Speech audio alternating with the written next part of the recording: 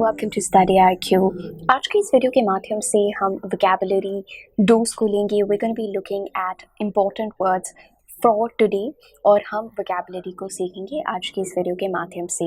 Starting on with the first word tickled pink. Tickled pink ये जो phrase है ये कलोक्यूल टर्मिनोलॉजी में प्रयोग किया जाता है।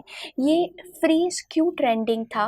क्योंकि आलिया भट्ट की जो अपकमिंग फिल्म है कलंक, उसके प्रमोशन के टाइम पे आलिया भट्ट ने ये कहा कि वो पाकिस्तानी एक्ट्रेसेस, पाकिस्तानी सीरियल्स में जो एक्ट्रेसेस काम करती हैं उन्हें देखकर उन्होंने इस पर्टिकुलर रोल को निभाया है।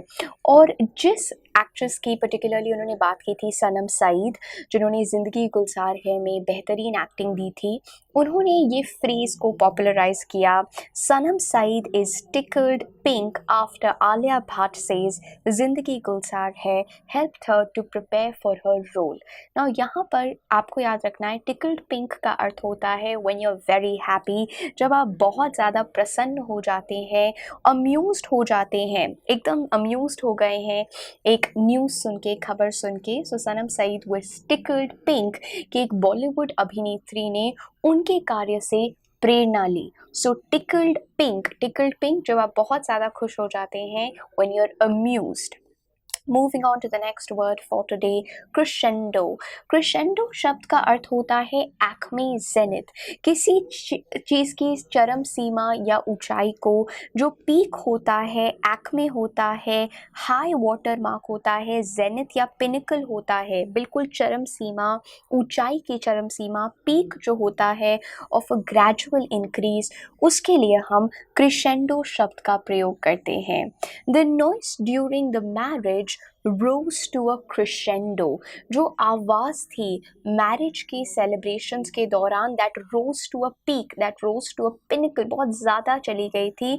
सो जो पीक होता है, एकदम चरम सीमा ऊपर वाली, उसके लिए हम crescendo शब्द का प्रयोग करते हैं। That was the performance was a crescendo of her career। That means कि it was the peak of her career, apex, capstone, summit. These are all important synonyms of the word crescendo। Esoteric शब्द का अर्थ होता है ऐसी चीज़ जो बहुत ही कम गिने चुने लोगों द्वारा समझी जाए। इस एडजेक्टिव का अर्थ होता है कोई चीज़ जो कि कन्फाइंड है एंड अंडरस्टैंडेबल है by a very small enlightened inner circle. बहुत कम लोग उस बात को समझ सकते हैं, गोपनीय बात है, मिस्टीरियस बात है, और बहुत कम लोग उसे समझ पाएँ, इसके लिए हम ईसोटेरिक शब्द का प्रयोग करते हैं। Abstruse हो गया, arcane, recondite, these are all three important synonyms of the word esoteric।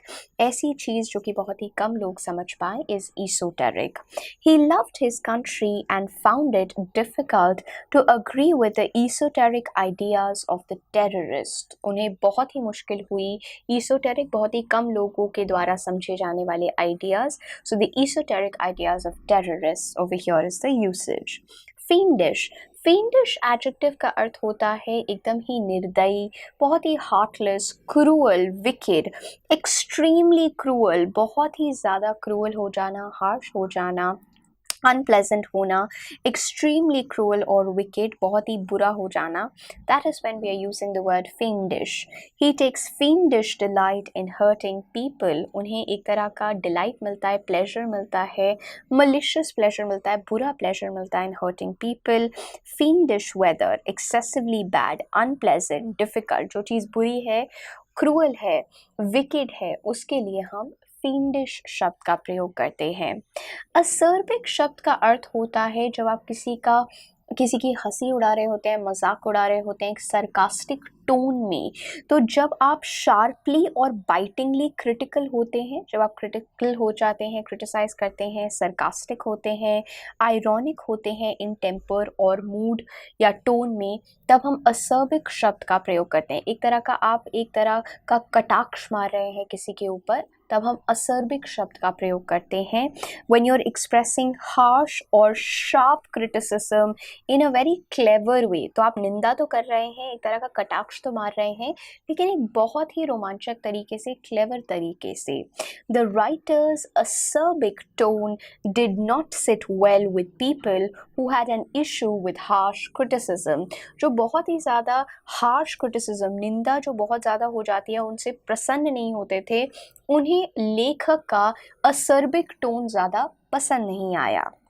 Moving on to the idioms and phrases for today. The first phrase is be in the red.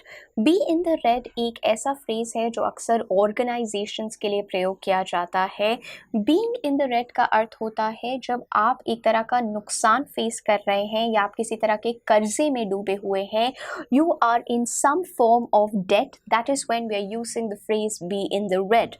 The company is back in the red as the sales are down this quarter. So the company that we're looking at is back in the red. That means कि अभी वो कर्जे के अंदर डूबी हुई है इस क्वार्टर में, क्योंकि सेल्स ज़्यादा अच्छी तरह से नहीं हो पाई हैं। Jog someone's memory. Jog someone's memory का अर्थ होता है किसी को कोई बात याद दिला देना। When you stimulate, when you cause someone to remember something suddenly, जब आप किसी को encourage करते हैं कि वो कोई चीज़ याद कर सके immediately, that is jog someone's memory. Maybe this photograph will jog your memory. Maybe this photograph will jog your memory. Foot the bill. Foot the bill का अर्थ होता है जब आप पैसे दे देते हैं किसी वस्तु के लिए, जब आप पेमेंट करते हैं किसी चीज़ के लिए। His parents footed the bill for his school education. उन्होंने पैसे दे दिए उनकी स्कूल की पढ़ाई के लिए। The company is footing the bill for the business lunch. Footing the bill, that means कि वो पैसे दे रहे हैं business lunch के लिए। Catch-22. Catch-22 जोसेफ हेलर की एक नॉवल का नाम था, और ये एक ऐसी सिचुएशन होती है जहाँ पर आपको एक डिलेमा हो रहा है। दैट मीन्स कि दो चॉइसेस हैं आपके पास और दोनों ही चॉइसेस ऐसी हैं जिनको आप सिलेक्ट नहीं कर सकते हैं। It is a difficult situation और no win situation. It is a dilemma और अ डिफ़िकल्ट सिचुएशन जहाँ पर कोई एस्केप नहीं है। दोनों ही रास्ते एक्चुअली जो आपको चुनने हैं वो कठिन चॉइसेस हैं, बहुत ही मुश्किल चॉइसेस हैं।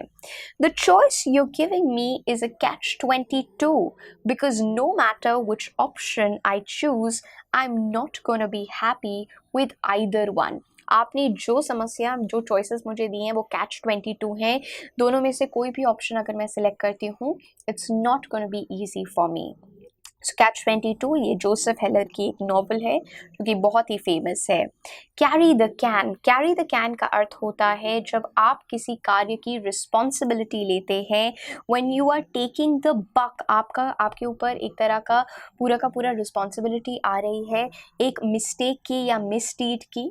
दैट मीन्स कि आपके ऊपर आरोप लग रहा है और आप उसका पूरा आरोप रिस्पॉन्सिबिलिटी ले रहे हैं। जब आप एक्सेप्ट करते हैं ब्लेम या responsibility for something that one did not cause, that means कि आप उस चीज़ की रिस्पॉन्सिबिलिटी ले रहे हैं जो शायद आपने किया भी ना हो। He made the error but she was left to carry the can. Taxpayers will carry the can for the renovations. Carry the can when you are supposed to be making sure that you take responsibility for a problem, या कई बार ऐसी चीज़ जब आप problem की responsibility तो ले लेते हैं, दारोमदार तो ले लेते हैं, उसका रिस्पॉन्सिबिलिटी ले रहे हैं, लेकिन एक्चुअली में आपने कोई कार्य नहीं किया है। So that's carry the can. आज की इस वीडियो के माध्यम से हम लोगों ने 5 इंपॉर्टेंट वर्ड्स और साथ ही साथ में 5 इंपॉर्टेंट फ्रेजेस को कवर किया। आप मुझसे इंस्टाग्राम पे नीरजा रहेजा के नाम से जुड़ सकते हैं और जुड़ के आपको अगर कोई भी प्रॉब्लम है तो आप उसे मेंशन कर सकते हैं।